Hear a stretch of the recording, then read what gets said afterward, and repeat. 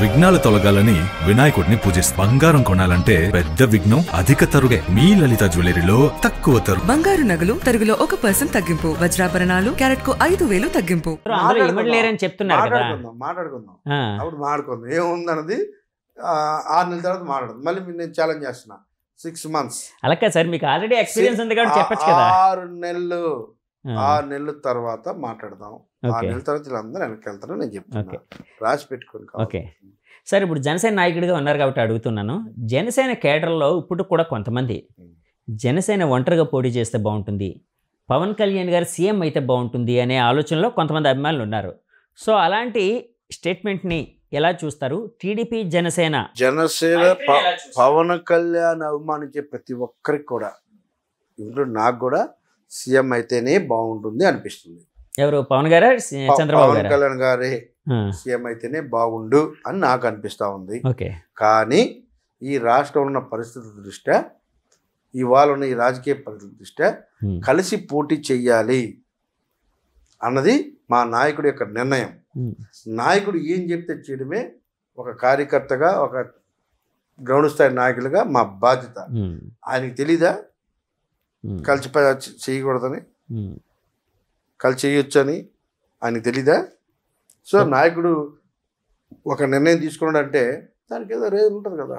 ఒక అన్ని ఆలోచించి తీసుకుని ఉంటారు పవన్ కళ్యాణ్ గారు అంటున్నారు. సో నాయకుడికి అనుగుణంగా పనిచేయడమే అభిమాని అయినా, ఒక నాయకుడైనా, జన సైనికుడైనా, వీర మహిళ అయినా, ఎవరైనా నాయకుడి నిర్ణయాన్ని గౌరవించి దూకడమే. ఓకే సార్, ఇప్పుడు జిల్లా అధ్యక్షుడిగా ఉన్నారు జనసేనకి మీరు, అర్బన్. సో అర్బన్లోని జనసేనకి ఎన్ని సీట్లు రావచ్చు, అంటే ఎన్ని సీట్లు కేటాయించవచ్చు అంటే మైత్రిలో భాగంగా? ఎందుకంటే మీదైతే ఒక సీట్ అన్నారు పక్కగా. అది అప్రాక్సిమేట్ గా పవన్ కళ్యాణ్ స్థాయిలో జరుగుతున్నటువంటి, పవన్ గారి ఆధ్వర్యంలో జరుగుతున్నటువంటి ప్రక్రియ. వాళ్ళు ఏం అడిగారు, నేను మొన్నే వచ్చా, ఏం అడిగారు, ఏమి ఇస్తారో నాకు తెలీదు. నేను ఇంకా అందులోకి వెళ్ళలేదు. అంతర్గత సంభాషణలో సంభాషణలో కూడా ఆయన ఒక నిర్ణయం, ఏ నిర్ణయం తీసుకుంటే దానికి రెడీ అయ్యి మేము ఉన్నాం తప్ప ఈ ప్రత్యేకించేటువంటి ఇదైతే లేదు. ఒకవేళ జనసేన పార్టీలో మీకు సీటు ఇస్తారని అన్నారు, సో సీట్ ఇస్తారన్న దాంతో జనసేన పార్టీకి వచ్చారు. ఒకవేళ ఇవ్వలేని పరిస్థితి ఏర్పడితే ఏంటి పరిస్థితి? ఇస్తాను అని చెప్పారు, నేను పదే చెప్తున్నా. ఇవ్వలేని పరిస్థితి అంటే దానికి నేను ఏం చెప్తాను? అలా కాదు సార్, ఒకవేళ ఏర్పడితే పరిస్థితి ఏంటి? మీ వైపు నుంచి ఎలాంటి రియాక్షన్ ఉంటుంది? ఏముండదు. సో పార్టీకి లాయల్ గానే ఉంటారా? 100% ఇక్కడ లేనా? 3 సార్లు దెబ్బెత్తలేనా వైసీపీలోనే? ఓకే, 3 సార్లు దెబ్బెత్తున్నాక ఒకసారి దెబ్బెత్తుండలేనా? 3 సార్లు కాసినండి, అవమానాలు పొందినండి, కన్నీరు పెట్టుకున్న రోజులు ఉన్నాయి, కంట్లో బ్లడ్ వచ్చిన రోజులు ఉన్నాయి. ఎందుకు సార్ కన్నీళ్ళు పెట్టుకున్నారు మీరు? ఇందాకలా ఏదో క్రష్ చెప్పారు. మీకు చెప్పాను కదా, జగన్మోహన్ రెడ్డి గారిని ఒకసారి కింద కూర్చొని పెట్టి 1 నెల సాయిరెడ్డి గారిని సీఎం కూర్చొని పెట్టమని, కన్నీళ్ళు వస్తే కన్నీరు వస్తుందో, కన్నీరు కంటికి బ్లడ్ వస్తుందో చెప్పండి, ఏమొస్తుంది చెప్పండి, మీరు చెప్పండి ఏమొస్తుంది? కష్టపడ్డ వాళ్ళకి కాకుండా అందులో వేరే వాళ్ళని అందులో ఎక్కించారంటే ఏమొస్తుంది మీరు చెప్పండి.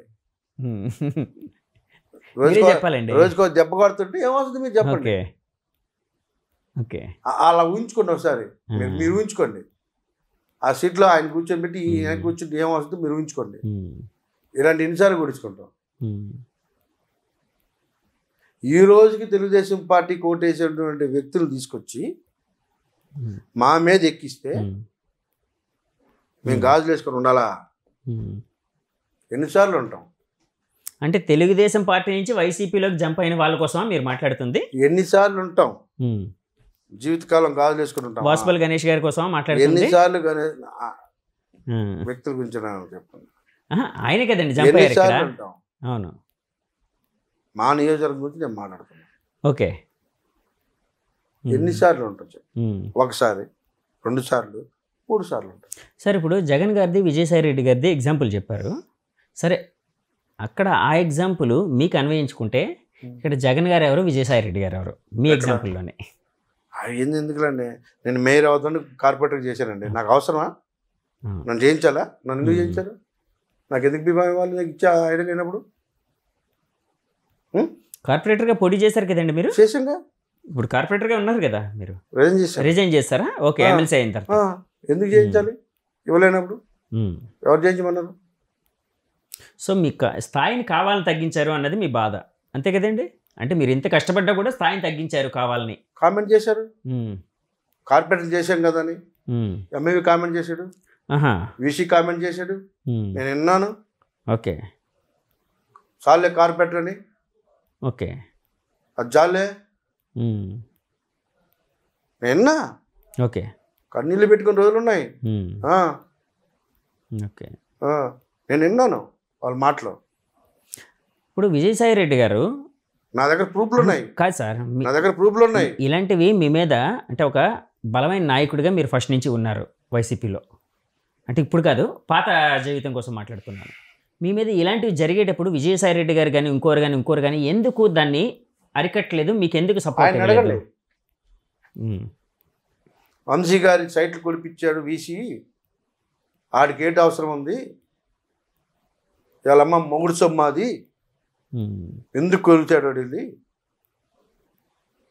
అంత అవసరం వచ్చింది అని అడగండి. అంటే వీసీ ప్రసాద్ రెడ్డి గారికి అంటే రాజకీయాలకు రావాలనే ఆలోచన ఏమైనా ఉందా సార్?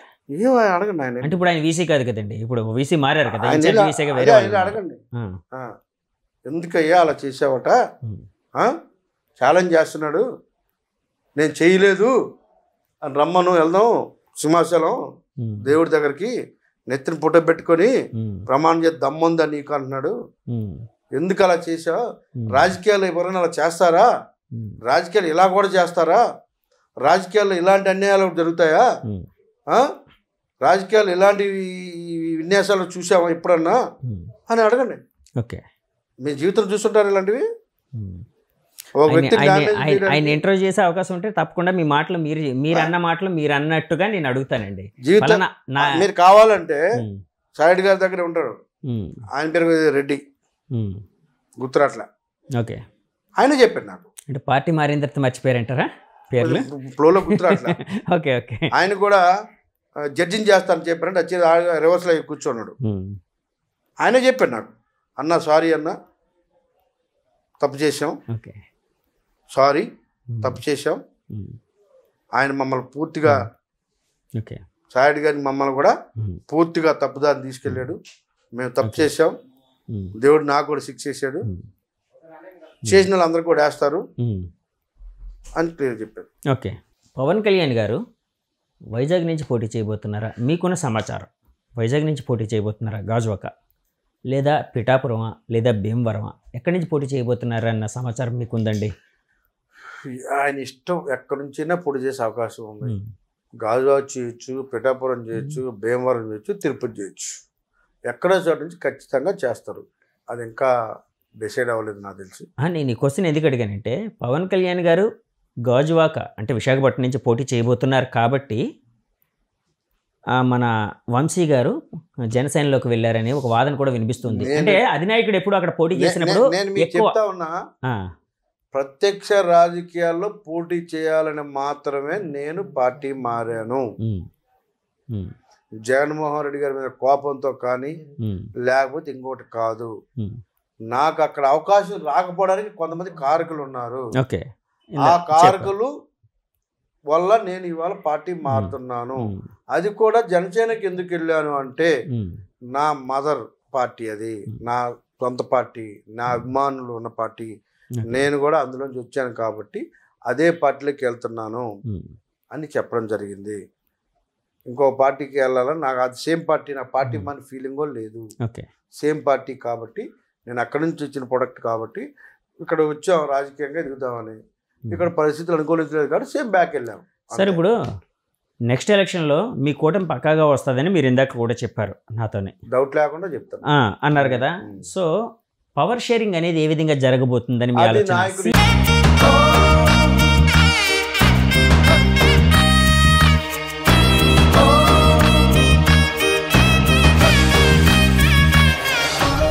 విఘ్నాలు తొలగాలని వినాయకుడిని పూజిస్తాం. బంగారం కొనాలంటే పెద్ద విఘ్నం అధిక తరుగే. మీ లలిత జ్యువెలరీలో అది లేదు, మార్కెట్లోనే తక్కువ తరుగు. వినాయకుడి కటాక్షంతో అందరింట్లో బంగారం, వజ్రం, వెండి నిండాలి. బంగారు నగలు తరుగులో 1% తగ్గింపు. వజ్రాభరణాలు క్యారెట్కు 5,000 తగ్గింపు.